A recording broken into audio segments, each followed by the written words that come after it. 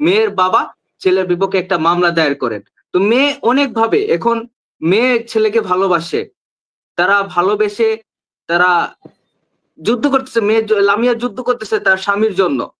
তারা আইনের পক্ষ থেকেও আইনের দিক থেকেও কিন্তু তারা লিগেল, তারা তো আনলিগাল না। এখন বিসমিল্লাহির রহমানির রহিম। আসসালামু আলাইকুম দর্শক, কেমন আছেন আপনারা সবাই? আমি আশা করব সবাই অনেক অনেক ভালো আছেন এবং সুস্থ আছেন। আসলে আজকে সত্যিকার অর্থে আমি ব্যাপক পরিমাণে খুশি। বিশেষ করে আমাদের লামিসাকে নিয়ে প্রচুর পরিমাণে খুশি। কেমন একটা সাহসী মেয়ে দেখেন, আপনি একবার চিন্তা করেন লামিসার কলিজাটা কত বড়। আল্লাহ তার দিলে কত ভালোবাসা দিছে, কত রহমত দিছে যে এত ঝড়ঝাপটা পেরিয়েও সে কিন্তু শেষ পর্যন্ত সোহাগের কাছেই চলে গিয়েছে। তার ভালোবাসার খুঁটি কতটা পরিমাণ শক্ত থাকলে একটা মেয়ে এই ধরনের কাজ করতে পারে।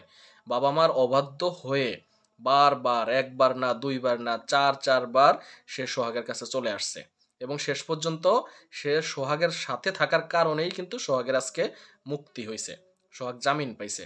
লামিসা যদি কোনোভাবে ছাড় দিত বা তার বাবা মায়ের কথায় যদি কান দিত, তাহলে আজকে সোহাগ মুক্তি পায় না, সোহাগ কিন্তু জেলের ভিতরে থাকতো। দেখা গেছে যে সোহাগের বড় ধরনের একটা শাস্তির রায় কিন্তু হইতে পারত। সবাই, আমি মনে করি লামিসাকে ধন্যবাদ দেওয়া উচিত। লামিসার একমাত্র সাপোর্টের কারণে এবং ভালোবাসার শক্তির কারণে আজকে সোহাগের জামিন হয়েছে।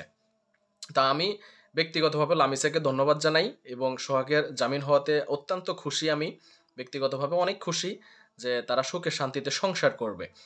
আর লামিসার বাবা যদি এখনো যে ধরে রেখে বাধা দিতে চান, আমার মনে হয় না এটা যৌক্তিক হবে, কারণ আদালত অলরেডি একটা রায় দিয়ে দিয়েছে।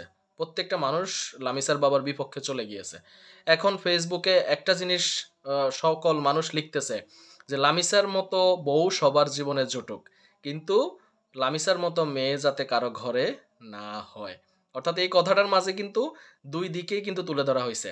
অর্থাৎ লামিসার বাবার দিকটাও বলা হয়েছে, আবার হচ্ছে যে আপনার এই সোহাগের দিকটাও বলা হয়েছে যে লামিসা যেভাবে ভালোবাসা দেখাইছে সেটাকেও এখানে সম্মান করা হয়েছে। আবার লামিসার বাবার যে মনের আকাঙ্ক্ষা, আকুতি বা কষ্ট, সেটাও কিন্তু তুলে ধরা হয়েছে। তা আসলে এখন আমরা কোন দিকে যাব বলেন? সবাই দুই দিকটা যদি তুলে ধরে, আমরা আসলে কোন দিকটা বুঝবো, কোন দিকটায় যাব? আমরা আসলে চাই পরিবারের যাই কিছু করেন ভবিষ্যতে পরিবারের সম্মতিতে করবেন। বাবা মাকে কষ্ট দিয়ে কখনো কোনো কিছু করবেন না। বাবা মা যদি আপনাকে দোয়া না দেয়, আপনার জীবনে অনেক দুঃখ আছে, অনেক কষ্ট আছে, অনেক খারাপ রয়েছে। বাবা মার যদি দোয়া আপনি না নিতে পারেন, এর চাইতে হতভাগা সন্তান দুনিয়ার বুকে আর কোনো কিছু হইতে পারে না। যে সন্তান বাবা মার দোয়া নিতে পারেনি। বাবা মার মনে যদি একটু কষ্ট দেন, একটু অভিশাপ নিয়ে নেন, তাহলে জীবন শেষ, একেবারে ধ্বংসের দ্বার প্রান্তে চলে যাবে। সুতরাং খুবই সাবধান। আজকে লামিসাকে নিয়ে লাফাচ্ছেন, ভবিষ্যতে যখন আপনার মেয়ে কাজটি করবে তখন কাকে নিয়ে কাকে কি বলবেন? ভবিষ্যতে যখন আপনার বোন এই কাজটি করবে তখন কাকে কি বলবেন? সুতরাং এখন থেকে সাবধান হয়ে যান, সবাই সচেষ্ট থাকুন। যাক, সর্বশেষ লামিসাকে স্যালুট জানাই। দর্শক, এই বিষয়ে একটা ভিডিও ফুটেজের অংশ বিশেষ দেখাইছি, এখন বাকি অংশটুকু দেখাবো, সঙ্গে থাকুন। এবং আমাদের সাথে যুক্ত হয়েছিলেন লামিসার উকিল বাবা এস এম মাতর রহমান। এই অনুষ্ঠান চলাকালীন সময় আপনারা সকলে যুক্ত হতে পারবেন। যারা যুক্ত হতে চান, এখানে লিংক দেওয়া আছে, আপনারা দেখেন লিংক দেওয়া আছে, লিংকে আপনারা ঢুকবেন, ঢুকেই আপনারা যুক্ত হতে পারবেন। লামিসার চমৎকার হাসি কিন্তু আমাদের সামনে ভেসে উঠছে। আমি একটু, যারা দর্শক সিলেট থেকে মোহাম্মদ আইয়ুব উদ্দিন ভাই যুক্ত হয়েছেন, ভাই আগে আপনাকে একটু ফ্লোর দেব, তারপর আমরা ব্যারিস্টার সাহেবের কাছ থেকে কিছু কথা আমরা শুনবো। আপনি একটু বলেন, আপনি একটু লামিসা এবং সোহাগের বিষয়টা আপনি একটু বলেন, আইয়ুব আলী ভাই। জি, ধন্যবাদ আমাকে কথা বলার সুযোগ করে দেওয়ার জন্য। আসলে লামিয়ার বিষয়ে আমরা কি বলবো, আসলে আমরা অনেকদিন আগে থেকে কিন্তু আমরা দেখতেছি যে লামিয়া এখানে সে একজনকে ভালোবাসতো, ভালোবেসে একজনকে বিয়ে করেছে। সেখানে তার বাবা, আমি যতদূর দেখেছি যে তার বাবা হচ্ছে একটা মামলা দায়ের করেন ছেলের বিপক্ষে। মামলা দায়ের করার পর ছেলেকে গ্রেপ্তার করা হয়। এখন একটা মানুষ একজনকে ভালোবাসতে পারে, ভালোবেসে বিয়ে করতে পারে। যেহেতু তারা দুইজনেরই মোটামুটি বয়স হয়ে গেছে বিয়ের, তো সেই জায়গা থেকে আমার কাছে মনে হচ্ছে যে এটা কোনোভাবে ঠিক হয়নি। কারণ এখানে যদি আজকে আমরা সাধারণ জনগণ যারা আছি, সেই জায়গা থেকে যদি আমরা চিন্তা করি যে এখানে দুইজন বিয়ে করছে, তো সেখানে আমরা কিন্তু দুইজনের মতামত নিব যে তুমি রাজি আছো নাকি, যে মেয়ে রাজি আছে নাকি ছেলে রাজি আছে। তো যেই জায়গায় দুইজনই রাজি, সেখানে আসলে আমাদের কিছু বলার থাকে না এখানে, বা কোনো কমেন্টসও দেওয়ার থাকে না। যেখানে ছেলেও রাজি মেয়েও রাজি, তারা দুইজন রাজি হয়ে তারা বিয়ে করেছে।